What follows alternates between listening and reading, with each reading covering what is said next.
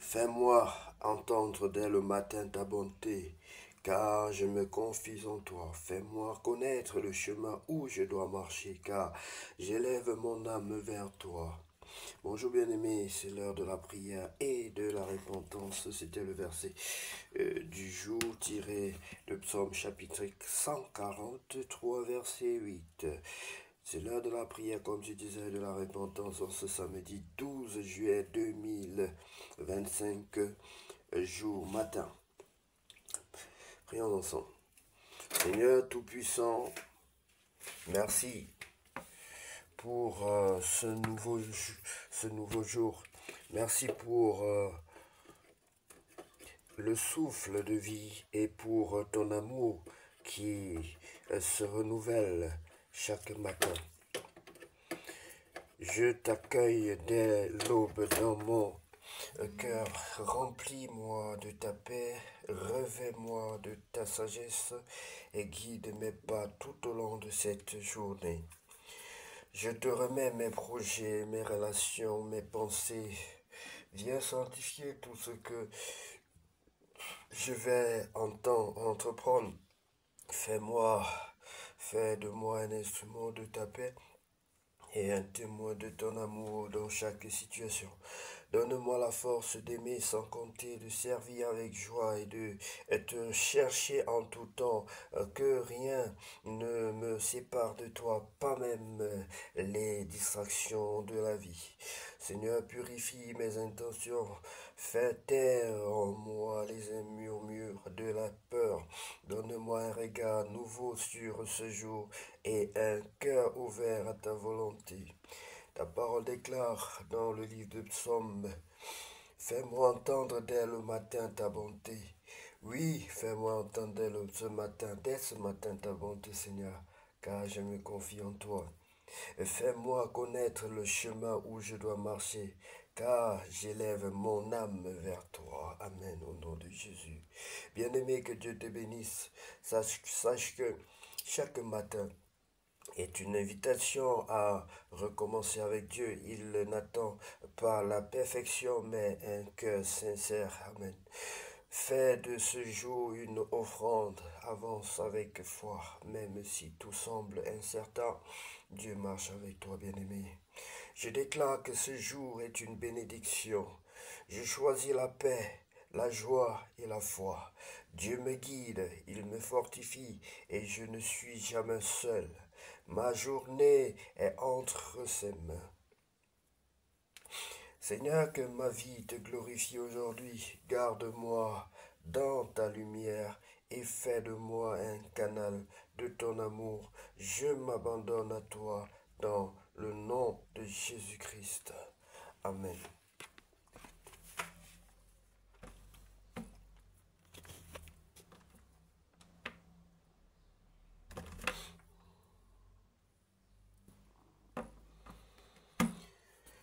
Bien-aimé, que Dieu te bénisse. Si tu sais que tu n'as pas encore reçu le Seigneur Jésus-Christ dans ta vie comme ton sauveur personnel et ton Seigneur, je vais t'inviter à le faire maintenant. Tu vas donc prendre la position qui honore ton Dieu et tu vas répéter cette prière après moi. Seigneur Jésus-Christ, je reconnais que je suis un pécheur. Seigneur Jésus-Christ, je reconnais que je suis un pécheur. Je t'invite dans ma vie comme mon sauveur personnel et mon Seigneur. Je te demande pardon pour tous mes péchés, Seigneur. Je te demande pardon pour tous mes péchés. Et je t'invite dans ma vie comme mon sauveur personnel et mon Seigneur. Lave-moi par le sang de l'agneau. Purifie-moi par le sang de l'agneau. Lave-moi afin que je sois entièrement pur. Que ta parole que je vais lire me purifie davantage. Fais de moi ton enfant, Seigneur. Baptise-moi et remplis-moi de ton Esprit Saint, qui m'aidera à bien me conduire tout le restant de mes jours sur terre. Je t'en supplie, Père Saint, au nom de Jésus. Je t'en supplie, Père Saint, au nom de Jésus-Christ. Au nom de Jésus-Christ. Amen. Sois béni, bien-aimé. Si tu as fait cette prière d'un cœur sincère, sache que le Seigneur est et sera avec toi tous les jours de ta vie, donc tu lui feras confiance. Nous allons lire la parole de Dieu dans le livre de 1 Roi chapitre 7. Construction du palais de Salomon. Salomon bâtit encore sa maison, ce qui dura 13 ans jusqu'à ce qu'il l'ait entièrement achevé. Il construisit d'abord la maison de la forêt du Liban, longue de 100 coudées, large de 50 coudées et haute de 30 coudées. Elle reposait sur 4 rangées de colonnes de cèdre et il y avait des poutres de cèdre sur les colonnes. On couvrit de cèdre les chambres supportées par les colonnes et qui étaient au nombre de 45, 15 par étage. Il y avait 3 étages, à chacun desquels se trouvaient des fenêtres les unes vis-à-vis des autres. Toutes les portes et tous les poteaux étaient formés de poutres en carré et à chacun des 3 étages, les ouvertures étaient les unes vis-à-vis des autres. Il fit le portique des colonnes longues de 50 coudées, larges de 30 coudées et un autre portique en avant avec des colonnes et des degrés sur le front. Il fit le portique du trône où il rendait la justice, le portique du jugement, et il le couvrit de cèdre depuis le sol jusqu'au plafond. Sa maison d'habitation fut construite de la même manière dans une autre cour derrière le portique, et il fit une maison du même genre que ce portique pour la fille de Pharaon qu'il avait prise pour femme. Pour toutes ces constructions, on employa de magnifiques pierres taillées d'après des mesures sciées avec la scie intérieurement et extérieurement, et cela depuis les fondements jusqu'aux corniches et en dehors jusqu'à la grande cour. Les fondements étaient en pierre magnifique et de grande dimension, en pierre de 10 coudées et en pierre de 8 coudées. Au-dessus, il y avait encore de magnifiques pierres taillées d'après les mesures, des mesures et du bois de cèdre.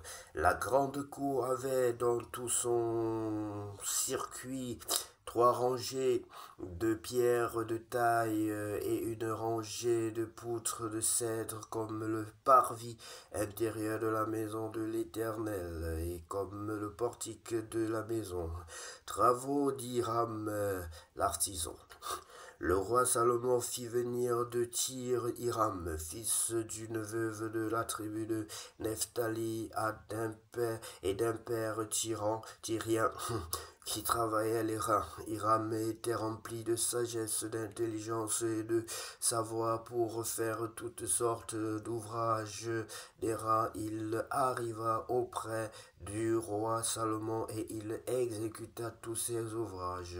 Il fit les 2 colonnes des reins. La première avait 18 coudées de hauteur et un fil de 12 coudées mesurait la circonférence de la seconde. Il fondit 2 chapiteaux d'airain pour mettre sur les sommets des colonnes. Le premier avait 5 coudées de hauteur et le second avait 5 coudées de hauteur. Il fit des treillis en forme de réseau, des festons façonnés en chaînettes pour les chapiteaux qui étaient sur le sommet des colonnes, 7 pour le premier chapiteau et 7 pour le second chapiteau. Il fit 2 rangs de grenades autour de l'un des treillis pour couvrir le chapiteau qui était sur le sommet d'une des colonnes. Il fit de même pour le second chapiteau. Les chapiteaux qui étaient sur le sommet des colonnes dans le portique figuraient des lys et avaient 4 coudées. Les chapiteaux placés sur les 2 colonnes étaient entourés de 200 grenades en haut près du rangement qui était au-delà du trisse. Il y avait aussi 200 grenades rangées autour du second chapiteau. Il dressa les colonnes dans le portique du temple. Il dressa la colonne de droite et la nomma Jacquin. Puis il dressa la colonne de gauche et la nomma Boaz. Il y avait sur le sommet des colonnes un travail figurant des lys. Ainsi fut achevé l'ouvrage des colonnes. Il fit la mer de métal fondu. Elle avait 10 coudées d'un bord à l'autre, une forme entièrement ronde, 5 coudées de hauteur et une circonférence que mesurait un cordon de 30 coudées. Des coloquintes l'entouraient au-dessous de son bord. 10 par coudée faisant tout le tour de la mer. Les coloquintes disposées sur 2 grands était fondue avec elle en une seule pièce. Elle était posée sur 12 bœufs, dont 3 tournés vers le nord, 3 tournés vers l'occident, 3 tournés vers le midi et 3 tournés vers l'orient. La mer était sur eux et toute la partie postérieure de leur corps était en dedans. Son épaisseur était d'un palme et son bord semblable au bord d'une coupe était façonnée en fleurs de lys. Elle contenait 2000 battes. Il fit les 10 bases d'airain, chacune avec 4 coudées de longueur, 4 coudées de largeur et 3 coudées de hauteur. Voici ce en quoi consistaient ces bases. Elles étaient formées de panneaux liés au coin par des montants. Sur les panneaux qui étaient entre les montants, il y avait des lions, des bœufs et des chérubins, et sur les montants au-dessus comme au-dessous des lions et des bœufs, il y avait des ornements qui pendaient en feston. Chaque base avait 4 roues d'airain avec des essieux d'airain et aux 4 angles étaient des consoles de métal fondu au-dessous du bassin et au-delà des festons. Le couronnement de la base offrait à son intérieur une ouverture avec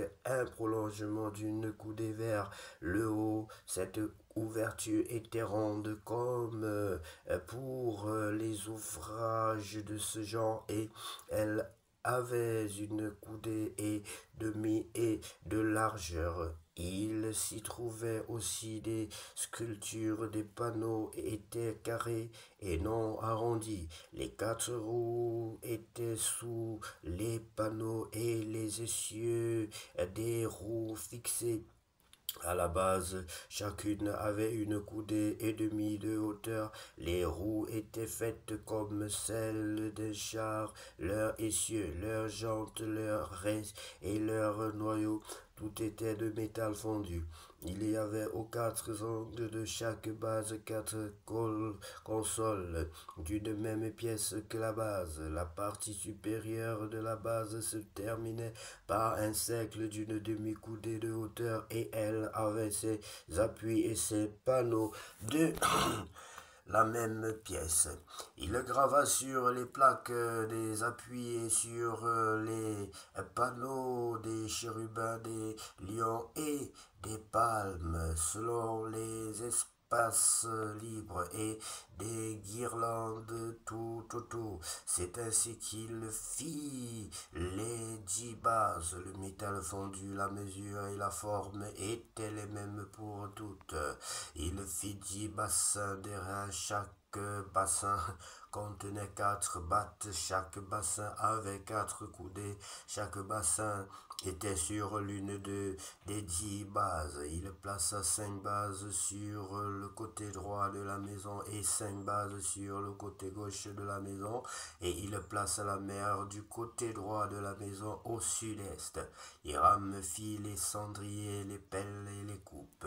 Ainsi Hiram acheva tout l'ouvrage que le roi Salomon lui fit faire pour la maison de l'Éternel.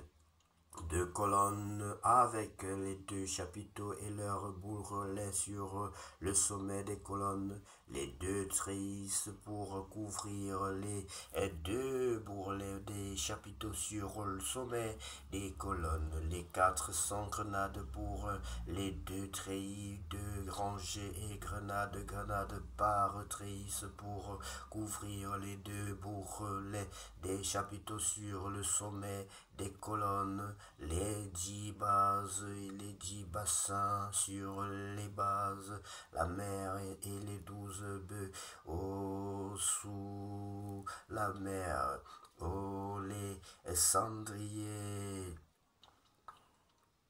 les pelles et les coupes, tous ces ustensiles que le roi Salomon fit faire à Hiram pour la maison de l'Éternel étaient des reins polis. Le roi les fit fondre dans la plaine du Jourdain, dans le sol argileux entre Succoth et Tsartan.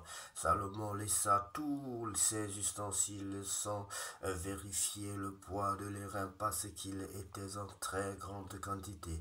Salomon fit encore tous les autres ustensiles pour la maison de l'Éternel, l'autel d'or, la table d'or sur laquelle on mettait les pains de proposition, les chandeliers d'or pur, 5 à droite et 5 à gauche, devant le sanctuaire, avec les fleurs, les lampes et les mouchettes d'or, les bassins, les couteaux, les coupes, les tasses et les brasiers d'or pur, et les gongs d'or pour la porte de l'intérieur de la maison à l'entrée du lieu très saint et pour la porte de la maison à l'entrée du temple. Ainsi fut achevé tout l'ouvrage que le roi Salomon fit pour la maison de l'Éternel. Puis il apporta l'argent, l'or et les ustensiles que David son père avait consacrés et il les mit dans les trésors de la maison de l'Éternel. Seigneur, tu as dit, heureux l'homme qui ne marche pas selon le conseil des méchants, qui ne s'arrête point sur la voie des pécheurs et qui ne s'assied point en compagnie des moqueurs, mais qui trouve son plaisir dans la loi de l'Éternel et la médite jour et nuit. Il est comme un arbre planté près d'un courant d'eau qui porte son fruit en son temps et dont le feuillage ne se flétrit point. Tout ce qu'il fait lui réussit. Seigneur, nous comptons sur ta parole pour que la réussite soit notre partage aujourd'hui. Nous comptons à tout moment sur ta parole pour que la réussite soit notre partage, pour que ta parole détruise en nous tout ce qui n'est pas réussite. Au nom de Jésus-Christ, car ta parole est perfection. Ta parole est perfection, Seigneur. Que ta parole brûle en nous tout ce qui n'est pas réussite, car ta parole est une flamme vivante. Ta parole est une flamme vivante. Que ta parole nous lave de tout ce qui n'est pas réussite, nous purifie de tout ce qui n'est pas réussite, car ta parole est une source d'eau vive. Elle coule en nous et elle coulera jusqu'à la vie éternelle. Car tu as dit à la femme samaritaine que si tu savais celui qui te demande de l'eau à boire, tu lui aurais donné de ton eau, car c'est toi qui lui demanderais, c'est toi qui lui demanderais à boire, et il t'aurait donné une eau que tu boirais jusque dans la vie éternelle. Seigneur, tu es la source d'eau vive et tu es en nous. Seigneur, tu es mort, tu es ressuscité et nous voulons te ressentir. Nous voulons ressentir ta présence dans nos mains, dans nos vies, dans notre être. Surprends-nous, Seigneur, pardonne-nous nos rébellions. Je sais, moi je suis rebelle, Seigneur, pardonne-moi. Je suis têtu, je n'obéis pas à 100% à l'Esprit de Dieu. Je n'obéis pas à ta voix comme cela se doit, et je te demande véritablement pardon. Pardon, ne tiens pas compte de mes fautes, Seigneur, avant de me bénir.